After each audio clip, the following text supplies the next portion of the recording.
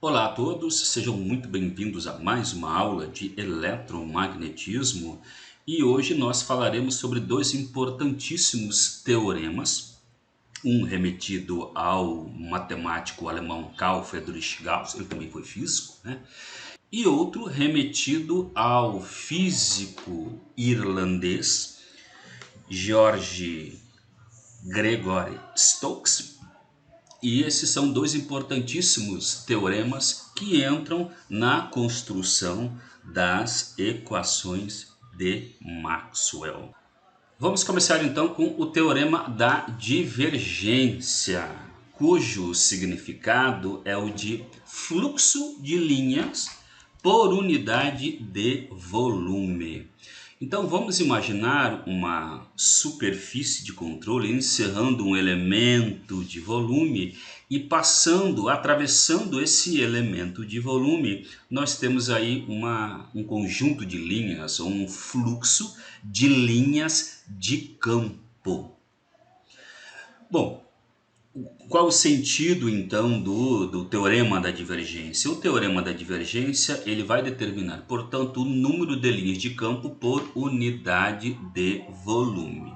Mas a ideia aqui é expressar esse teorema da divergência. Na verdade, o teorema da divergência é uma construção global da forma diferencial da divergência. Então nós já sabemos em aulas anteriores que a divergência localmente é escrita nessa forma aqui. O operador nabla atuando escalarmente num dado campo vetorial C. O teorema da divergência vai nos fornecer uma visão global, ou seja, uma versão integral da divergência. Ok, matematicamente nós temos então que a divergência de um dado campo vetorial C, ele vai ser dado pelo fluxo do dado campo. Então imaginem aqui o fluxo de um dado campo vetorial, no caso o campo vetorial C, atravessando aí uma superfície df, e aqui a normal dessa superfície. Então será esse fluxo dividido pela unidade de volume. Então aqui o nosso elemento de volume e aqui o nosso fluxo. Então, a divergência ela pode ser dada ou ela é definida dessa seguinte forma: é o fluxo do campo C por unidade de volume. Na verdade, aqui é o fluxo elementar, né? Então, reescrevendo tudo isso aqui matematicamente, nós teremos o seguinte. Então, é o fluxo elementar, lembrando que esse elemento aqui, né? Esse elemento diferencial aqui é a projeção do campo ao longo do vetor ds, na direção, aliás, do vetor ds. E tudo isso dividido pelo elemento de volume. Então, aqui nós temos um fluxo elementar que atravessa uma superfície elementar ds na direção e sentido dessa normal. Mas acontece que esse fluxo elementar aqui, ele também atravessa um volume elementar, tá? Representado aqui por este cubo, ok? Então, matematicamente, é o fluxo elementar pela unidade de volume que esse fluxo atravessa. Muito bem. Então, ajeitando aqui a nossa equação,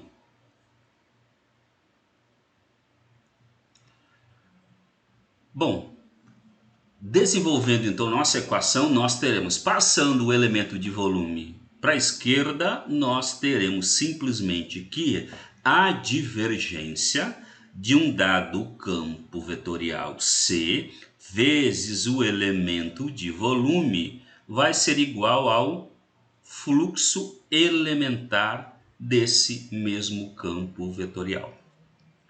Aqui eu vou poder, portanto, do lado esquerdo, integrar em relação ao volume, e do lado direito nós poderemos integrar em relação à área. Então aqui uma integral sobre o volume e aqui uma integral sobre a superfície. Em se tratando do campo elétrico ou campo magnético, essa superfície é uma superfície fechada. Mas de modo geral, aqui nós temos uma integral de uma superfície aberta qualquer.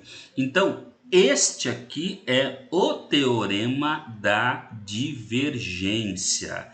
Reparem que o teorema da divergência, ele relaciona a divergência do campo vetorial com o fluxo desse próprio campo vetorial. Então, essa aqui é como se fosse a lei de Gauss na forma integral.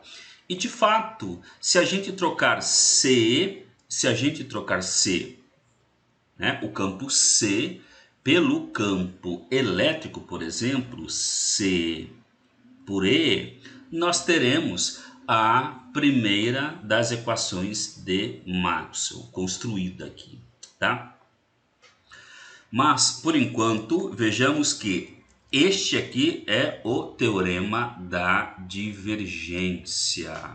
Então, o nosso teorema da divergência, essa é a importante equação, ou, né, é um teorema, e eu vou circundá-la aqui devido à sua importância.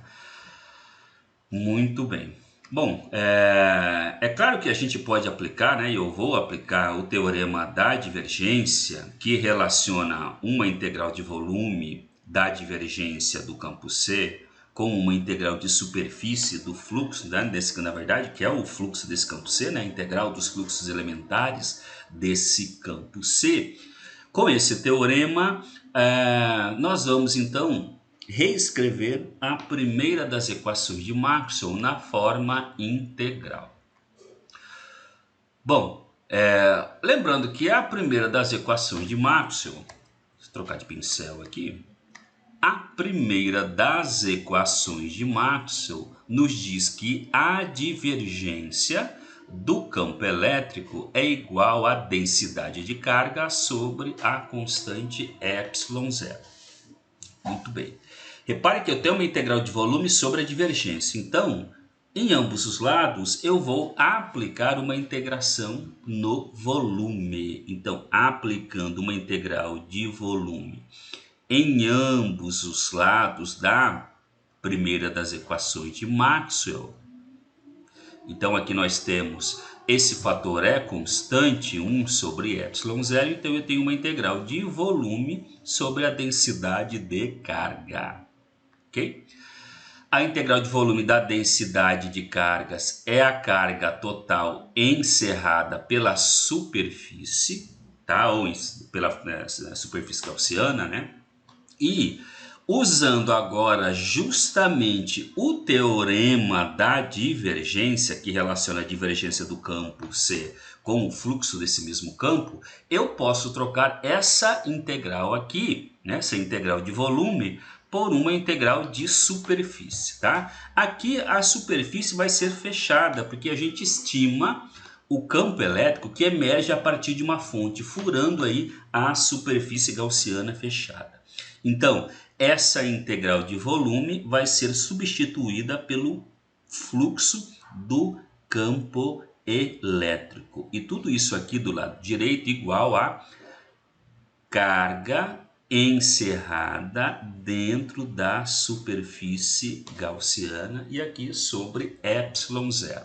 Então, nós temos a forma integral da primeira das equações de Maxwell, que a gente obteve com o teorema da divergência. Então, aqui está a primeira das equações de Maxwell na forma integral. Ok? Pois bem, então aqui a primeira equação na forma diferencial e aqui nós temos a primeira equação na forma integral, ok? Ou global, tá? Como queiram. E tudo isso usando o teorema de Gauss. Então a transposição desta equação para sua forma integral foi possível com o teorema de Gauss, ou teorema da divergência. Ok, então vamos tomar aqui um exemplo prático, tá? E no item A desse exemplo pede para a gente calcular a divergência de um dado campo, no caso esse campo aqui que a gente está chamando de R, que tem essa aparência aqui, ou este formato aqui, tá? Ele é linear em todas as suas três componentes, ok? Bom, é claro que eu vou usar, portanto, uma superfície gaussiana adequada para esse problema, tá? Reparem que esse vetor aqui, ele parece o raio de uma esfera. Então ele pode ser entendido como o raio de uma esfera, tá? Então, dado esse campo vetorial, ele, né, pode ser o raio de uma esfera ou de uma casca esférica aqui, né? Eu estou chamando essa casca esférica de uma superfície gaussiana. Portanto, uma superfície de controle. Ok? Bom, calcule a divergência do campo vetorial R. Bom, calcular a divergência, então, já que nós já sabemos como é que se calcula a divergência de um dado campo vetorial, né? Calcular a divergência é simples. Então, a divergência de um dado campo vetorial, agora que a gente está chamando de R, vai ser igual a... Aqui o operador nábula, na direção x, tem uma derivada em relação a R, na direção y tem uma derivada em relação a y e na direção z tem uma derivada em relação a z. E tudo isso, né, escalarmente a esse vetor R. Na direção x vale x, na direção y vale y e na direção z vale z. Ok? Muito bem. Diminui aqui a nossa equação para sobrar algum espaço. Tá aqui. Então tá montado aqui o nosso cálculo da divergência do campo vetorial R. Tá? Como é que se trata de um produto escalar? É claro que os únicos produtos que não serão nulos serão de x com x, y com y e z com z. Ok? Bom, na hora que essa primeira componente bater aqui escalarmente a primeira componente do vetor, a gente vai derivar em relação a x, tá? Então, a derivada de x em relação a x é 1 e o unitário x escalarmente ao unitário x é módulo do unitário x vezes módulo do unitário x, tá? E o cosseno entre eles é 1, tá? Porque o ângulo entre eles é 0. Portanto, nós teremos 1, tá? Mais a segunda componente, batendo escalarmente aqui na segunda componente do vetor, chapéu y com chapéu y, escalarmente vai dar 1, e a derivada de y em relação a y vai dar 1. Então aqui mais 1 e a terceira componente, mesma coisa, né? Vai dar 1. Portanto, a divergência deste campo vetorial é igual a 3, tá? Reparem que a divergência é um escalar e naturalmente aqui apareceu do lado direito um escalar, tá? Que é o número de linhas aí que atravessam uma superfície, no caso aqui uma superfície fechada, que eu estou chamando de a superfície gaussiana, tá? Superfície gaussiana, que eu escolhi, né, devido à simetria do problema, uma casca esférica. ok?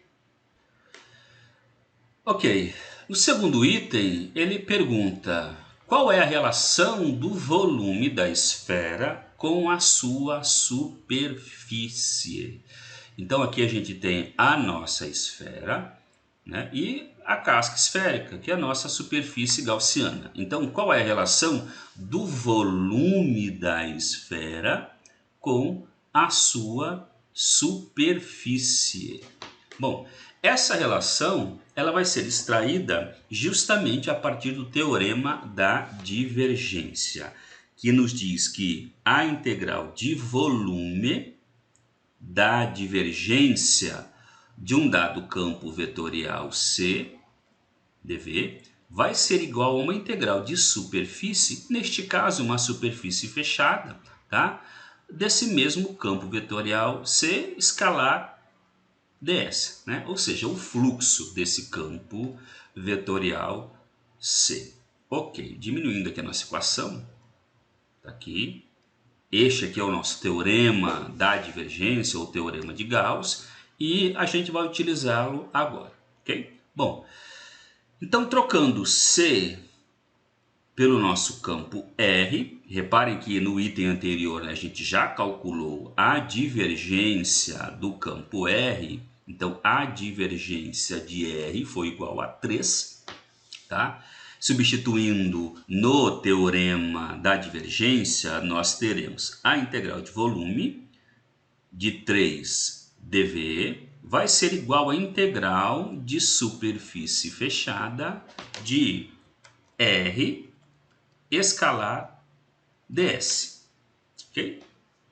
Reparem que se eu pegar uma superfície elementar aqui, a normal, né, devido à geometria do problema, a normal vai ser paralela ao campo R. Então tá aqui a normal, tá? O ângulo entre R e a normal é zero, então abrindo este produto escalar, R vai ser constante, então vai sair da integração, tá? Aqui vai ficar 3 vezes a integral de volume, dV, igual a módulo de R, integral de superfície fechada, ds, tá? Bom, essa integral de volume aqui é o próprio volume da esfera,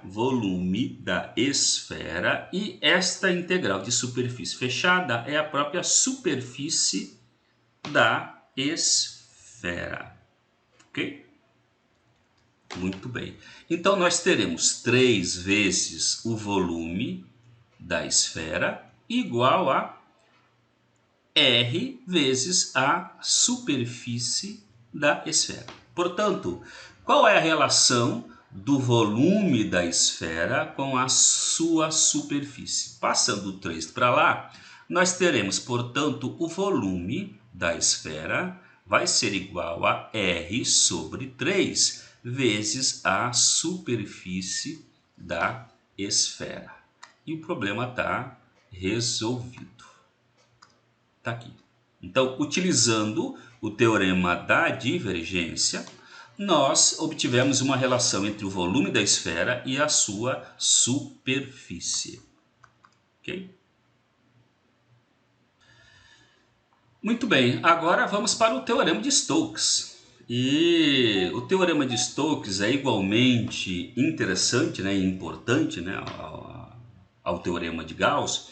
E o teorema de Stokes ele está relacionado à circulação de um vetor, tá? Então imaginem aqui um dado campo vetorial, né, o campo vetorial C, que ele rotaciona ao redor de um ponto, ok? Então aqui está uma linha fechada e lembre-se das aulas anteriores que, dado aí uma linha, tá, e um elemento de linha dl tangente à linha, né, uma linha de A até B, a circulação ela é calculada pela projeção do campo C na direção desse elemento de linha dl. tá? Enquanto o fluxo elementar é a projeção de C na direção da normal, tá? A superfície,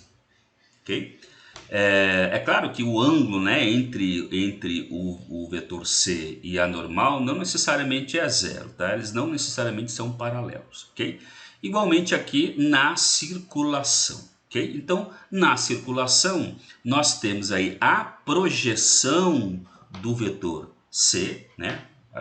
Já que a gente tem aqui um produto escalar, portanto é uma projeção, tá? É como se fosse uma sombra do vetor C na direção do elemento de linha dl. Então esta aqui é a circulação elementar, ok?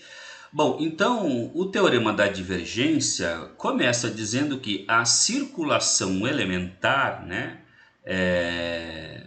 por área elementar, a área, né, essa área elementar aqui, então nós temos a circulação, tá, elementar pela área elementar.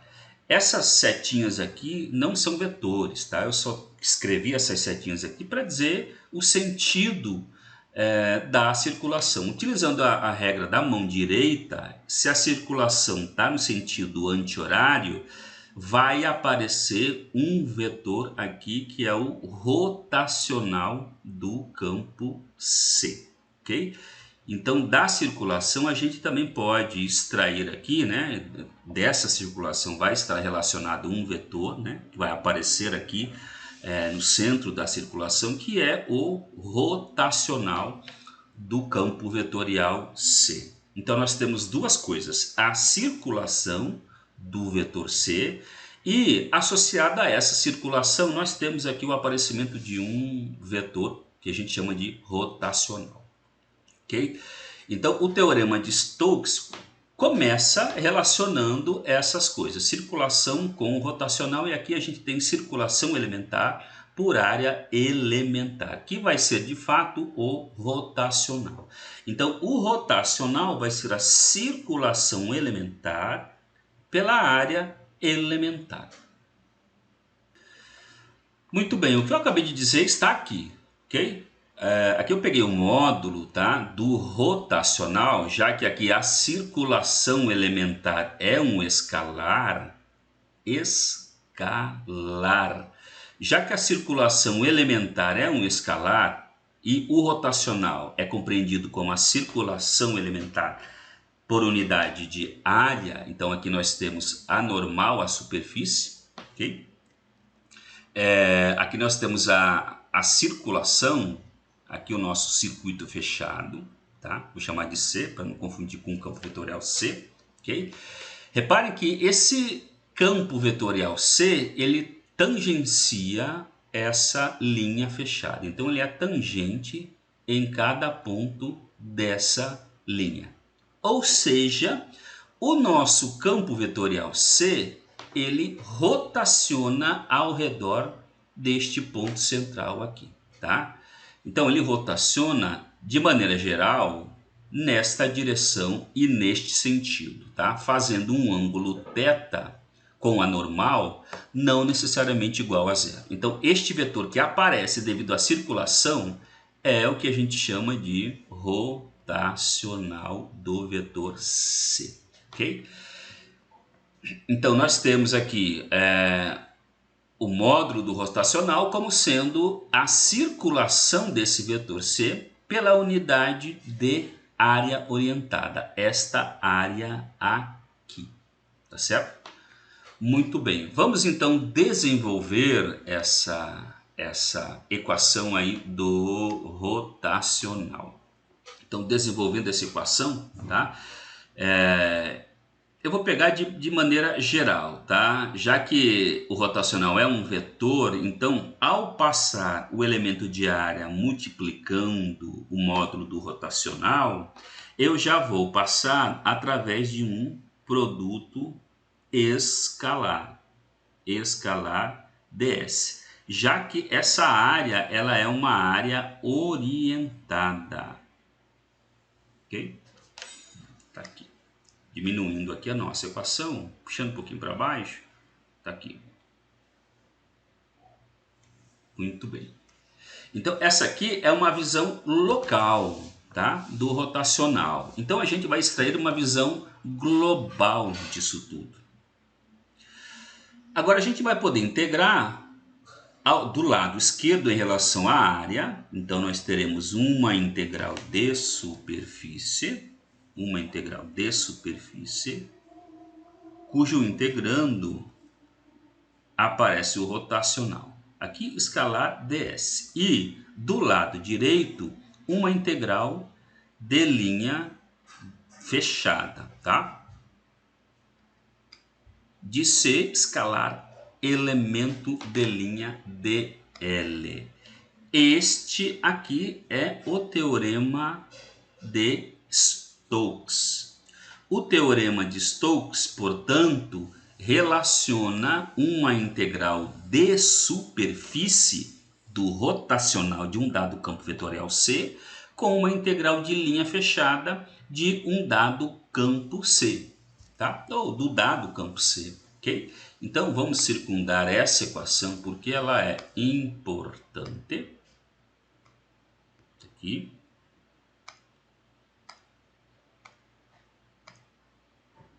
Está aqui o nosso teorema de Stokes, que vai ser fundamental aqui para nosso estudo do eletromagnetismo. Bom, é claro que tem muitas aplicações, né? E uma delas, por exemplo, pode ser a segunda das equações de Maxwell. Então vamos lá na segunda das equações de Maxwell, que é a lei de Faraday. Então a lei de Faraday, deixa eu trocar de cor aqui. Então, a lei de Faraday nos diz o seguinte: o rotacional do campo elétrico é igual ao negativo da variação do campo B em relação ao tempo. Ou seja, se tem um campo magnético variável no tempo, esse campo magnético vai ser responsável pelo aparecimento de um campo elétrico que rotaciona. Repare que no teorema de Stokes, nós temos uma relação entre uma integral de superfície e uma integral circuital, tá? Bom, é claro que eu vou aplicar uma integral em ambos os lados, uma integral de superfície, tá? Então, aplicando uma integral de superfície em ambos os lados, nós teremos uma integral de superfície do rotacional do campo E escalar ds, tá? Como está aqui no teorema. E do lado direito, de igual maneira, nós teremos uma integral de superfície da derivada do campo B em relação ao tempo. Como essa derivada aqui é em relação ao tempo, portanto esse cara aqui continua um vetor, aqui vai ser escalar ds. Utilizando agora justamente o teorema da divergência, eu posso trocar essa integral de superfície por uma integral em um circuito fechado de E, vetor E, escalar elemento dl. Tudo isso igual a menos a integral de superfície da variação de B em relação ao tempo escalar ds. Então, esta aqui de baixo é justamente a segunda das equações de Maxwell, ou lei de Faraday, na forma integral. Tá? Então, utilizando o teorema de Stokes, que relaciona uma integral de superfície do rotacional com uma integral circuital, a gente sai da forma local da equação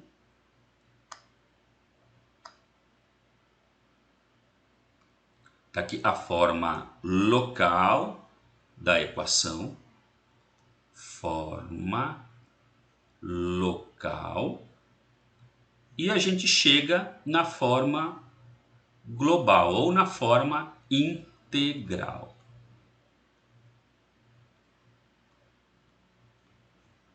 ok?